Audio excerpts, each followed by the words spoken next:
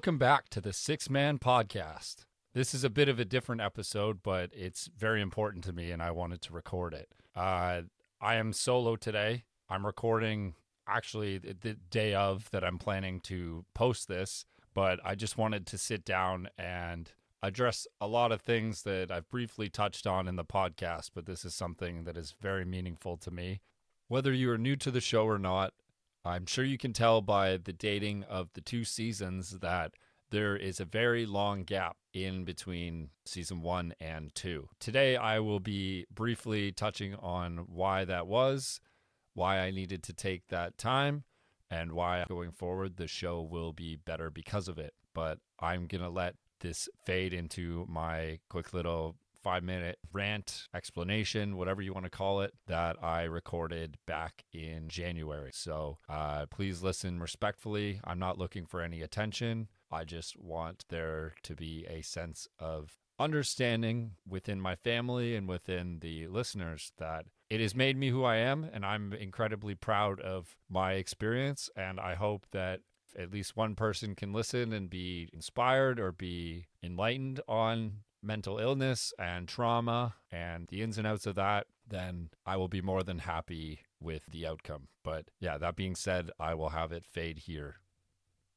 The support I've received from the first season has been crazy, and by popular demand, I'm going to take another swing at this. I must admit, the show is in a much different state than it was prior. The podcast has essentially been in a state of limbo since the end of April, and I owe you guys an explanation as to why. To paraphrase, essentially, the lockdown may have been what stopped the show, but it was my decision to take a step back in that absence to better myself mentally. Taking a step back was one of the hardest things I've ever had to do. I mean, I've always been someone who struggled with my mental health, but I had never really taken that step back to correctly address it. And on December 1st, 2020, a domino of events would begin that would change my life forever and make me take it seriously. For those of you who do not know, I have a genetic condition which affects my heart and puts me at severe risk for certain cardiac events. And on that day in the gym, I was doing an Arnold press, and I saw on my Fitbit my heart rate skyrocket, and it was accompanied by an incredible amount of pain. Now, with my condition, I was used to a certain amount of chest pain, and I was hoping that this was kind of me scaring the shit out of myself like normal, but deep down, I knew something was seriously wrong. I went to try and find my buddy who was at the gym with me. I collapsed while trying to get his attention, and next thing I knew, I was in the hospital. I was terrified, but I stayed strong. And to be quite honest, I didn't really process the magnitude of what was about to happen. I tried to stay as positive and as strong as I could, but deep down, I was mortified. I'm sure you all know while this was going on, there was a pandemic, and for a very long time that delayed my bed in Toronto, and I was told that that could be the reason that I don't live, which was a big wake-up call to me, and I didn't quite understand why it was such a big deal that isolate until that moment. Until I was unable to get life-saving surgery because of it. And all while this was going on, I started a little Instagram account with a friend of mine, where I posted clips and wrote a little bit in the caption. I didn't realize it at the time, but it would grow into much more. I just remember coming home that first day having lost 30 plus pounds, and it didn't really sink in until I saw my brother look at me. It was pretty clear they were relieved to see me home, but also quite frightened to see me in a state like that. I was put on blood thinners for months and had to go in for needles regularly, to which I will add I still cannot physically look at. For my recovery, I had to start from zero, and it was devastating. Being someone who took pride in his fitness and cardiovascular health, it was a real gut punch. I picked up right where I left off in school. In fact, I did better, a lot better. But mentally, I was plummeting. I had nothing I enjoyed in life, and everything around me was a constant reminder of what I was no longer capable of doing. Fitness, exercise, and having fun with friends were huge parts of my life and how I coped. So I decided to stick my head down, work, and pretend that everything was okay. Eventually, my mental health would get the best of me, and I had a breakdown at the end of March, and I started binge drinking, among other things, in an effort to cope. Now, for those of you who know me, I'm not much of a drinker. Socially, I'll have a couple, but I do not binge drink. So it was very out of the norm for me. I was really upset with myself because I had to go back to the hospital due to an arrhythmia I caused. It was a combination of things, but I mostly blame myself due to the binge drinking. For so long, I was upset and disappointed in myself over what I had done. I felt like I ignored what the doctors had said, and I was being selfish. I was simply stuck in a mental state where I refused to heal, and I shut so many things out. As difficult as all that was to go through, I can say that by far the hardest thing for me has been admitting how I felt. So for those of you listening, I'm not sure if you care or not, and to be honest, neither do I. I just wanted to put this out into the universe for my friends and family who I've never directly told this story to. If it does benefit you in some way, that would make me very happy. To all the new listeners, I just want to say thank you for clicking, and I know you won't regret it. And to old listeners, I apologize that this is a bit of a darker tone. I know we usually like to keep things light and funny around here, but I thank you for sticking around, and I do really think this is an important episode for you to hear. And it's at a point where I don't think I can not talk about it. I started this show as a coping mechanism, and I didn't really have a good idea at the time what it was I was coping with other than anxiety at the time. But I now know this show can serve a much greater purpose, and I intend to use it for that. So this is me doing what I can to break the stigma and to create a community and a platform where compassion, love, vulnerability in every sense, in every capacity is encouraged and appreciated far more than words in the human language can describe. But I'm going to do what I can in this podcast to try to explain my perspective and my feelings on the subject. And mental illness is something that I struggle with very, very deeply. And I know many people in my life and in the world struggle with it very deeply. And I have nothing to lose at this point. I just want to get it out there and help be a part of positivity and the destigmatization I hope continues throughout the year, the decade, the century. I don't want things to ever be the way that it feels like it's been over the last 2 years. Now, it's within my experience that men in particular struggle with this, but everyone struggles. And I believe that is due to a lack of vulnerability and openness. And by vulnerability, I don't mean crying. I mean, for me, in my case, I cry pretty much every day. I'm okay with admitting that and telling that to people. But it's not always about bad things. There's a lot of positivity and love in my life, and it's just overwhelming, and I love expressing it. I hope your emotions and feelings, no matter what capacity, you can find a way to express it the way that it should be expressed. But there are times where it's so heavy that it feels like I'm walking through concrete, and I know a lot of people can relate to that. I'm not famous. No one knows me. I have nothing to gain from this, but I hope that everyone listening, whether this affects you or someone you know, it can enlighten you in a way and serve as a resource you can turn to decompress. I just want to build a platform and a community, and I promise from the bottom of my heart that when this grows the way I hope it will, I can use it for even greater purposes. I can use it for a much more grand way of helping, but for now, this is all I'm capable of doing. When I started this podcast, it was originally an outlet. My best friend and we both, I wouldn't say openly, but we've touched on it briefly, struggle with our mental health and mental illness. And it's through my experience and through his experience as well that you need to open your heart up to those around you, and you need a lot of faith and a lot of love in your life, and you need to be open to that. I don't necessarily mean from a religious perspective. I mean faith that whatever you're going through or whatever is happening, that there's a purpose, and that purpose is not to cut your life short. Because I know, and it's the whole reason I'm sitting here, I hope every single person in the universe would rather have, and I know I would rather have, a phone call from a friend who's struggling or a family member who's struggling than a phone call that they're no longer here. I've had a few of those phone calls and it's broken my heart. And I will admit that there were times in my life where I could have potentially been the subject of that phone call. I'm very thankful that I wasn't and that I'm still here. It's never any good for anybody. And so I'm sitting here today trying to do everything I can to destigmatize mental illness.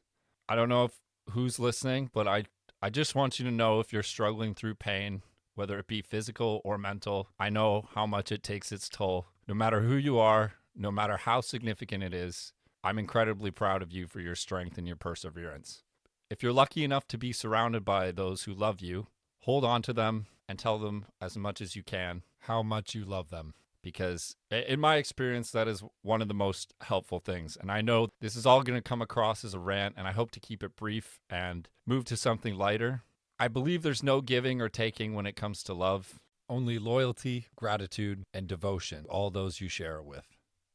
I don't mean love in the romantic sense. The love I'm talking about is far greater, far deeper, and you need to tap into it and express it every day to help yourself and those around you. I know nothing good can come out of keeping everything to yourself, and I don't know what in our society has led us to believe that suffering in silence is the way to go. I'm not saying keeping things to yourself makes you weak, but there's something incredibly strong and powerful about being able and willing to open up and be vulnerable with those around them. Because I know from my own empathy and from my family's empathy how hard it is to be on both sides of that struggle and to open up about it. And it is a struggle, but it's a lot easier if everyone leans on each other. And I know in my experience, like the love from my mom, my dad, my brothers, my friends. I mean, most of my friends I consider brothers. I don't mean just biological brothers and sisters. Seek out those relationships. Express your love to those that you do truly love as much as you can, and be willing to listen and to open up as much as you need and as much as you can. I believe it's very normal, especially given this crazy world we live in, to question our purpose. And we've all, I hope for your sake you haven't gone down that rabbit hole, but I know from an existential standpoint, everyone questions their existence, their purpose. And I believe it's through the perseverance and through that struggle that you'll find a much greater purpose. It's not always career-based.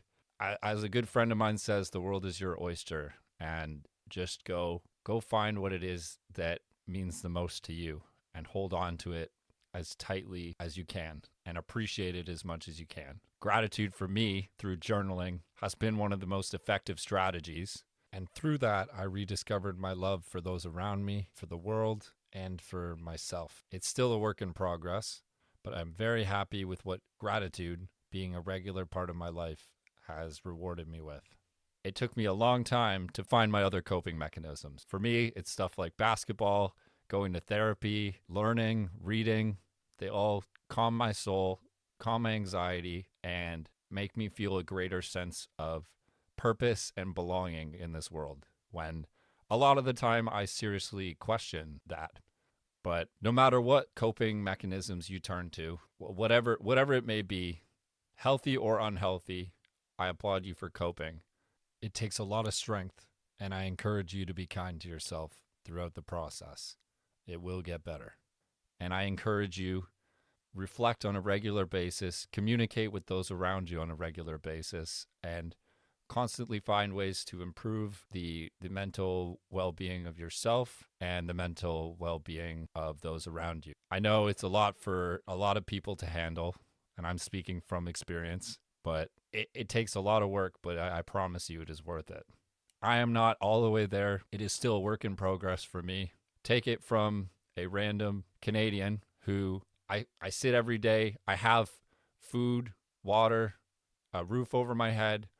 I have the resources to make my own podcast, a laptop, recording stuff.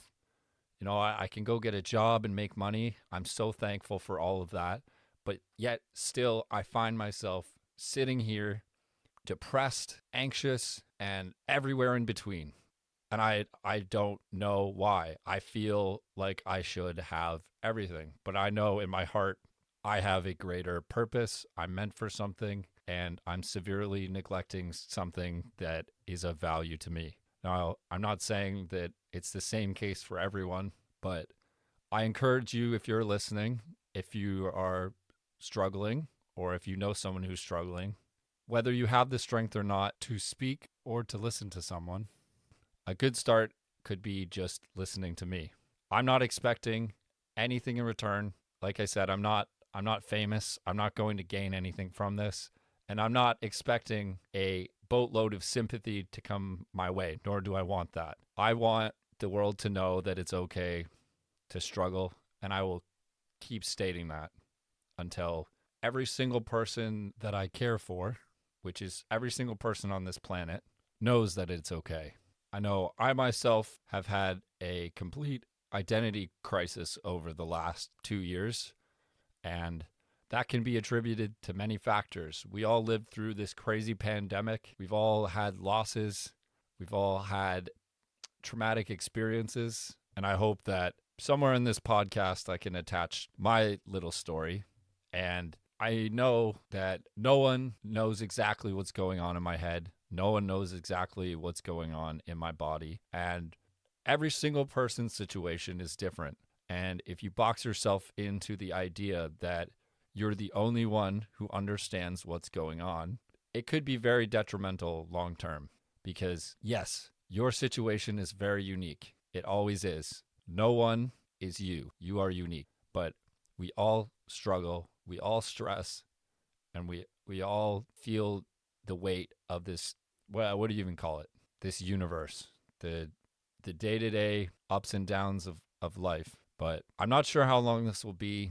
And I'm not sure who's listening, but there's one thing that you can take away from this, that it's okay to struggle, it's okay to not be okay, and it's okay not to know what to do. And some days are much tougher than others, and some days it feels effortless. But it's important to reflect, to open up as much as you can. Little bit by little bit, you'll get better, I promise you. And be there for those you love. Now, I know listening isn't always easy. And sometimes that's not what people need. Sometimes it's as simple as just being present, showing your love, giving a hug. You know, I find animals are very powerful for that.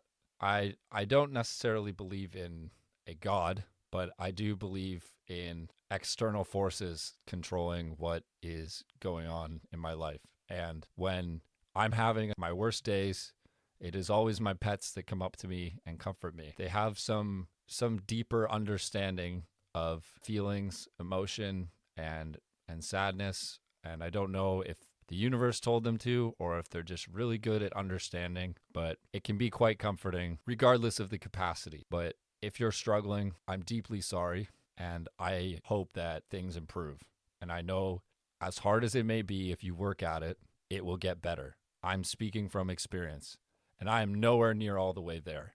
I always tell myself in my head, I'm 40, 50, 60% of the way, and then something gets dropped in my lap or something crazy happens, and my perspective of what's going on completely shifts. And so to the men and women in my life who struggle with vulnerability and transparency amongst each other as it pertains to love and compassion and understanding, I encourage you, whether you're struggling alone or talking to a very limited amount of people, or limit your expression of your feelings to a very small degree. If something's weighing on you, it is the most incredible feeling when you're able to let it go. And in my case, over the last 2 years, I really had to get comfortable with the fact that I cry quite a bit. And I'm okay with that. I cry every day. And positive or negative, there's always that sense of relief and enlightenment and perspective that I get from that. And I know not everyone is able to tap into that, but if you're the type of person that know you're bottling something up or you're repressing it, the effects can be not only detrimental to yourself, but those around you. And for the sake of those who love you, and I hope that if you're lucky enough to be surrounded by those who do, find it in your heart to open up, not just to others, but to yourself. Don't neglect your your feelings, your desires, your goals, and your aspirations for yourself and your life. As small or large as it may be, one step at a time, I know you will get there. I don't know if I will ever beat depression or anxiety, but I know the last little while I've been winning that battle, and it is a battle. And to everyone who is fighting that battle, whether it be openly or behind closed doors, I applaud your courage, and I want you to know I love you, I'm here for you, and I believe in you. With that being said, I will wrap it up here. I will play that outro music, and I look forward to catching you guys in next week's episode where my co-host and I will be back to our usual shenanigans, back goofing around, and I hope you have a beautiful day. 6 Man Podcast, we out. Halloween, happy Halloween, and we're out.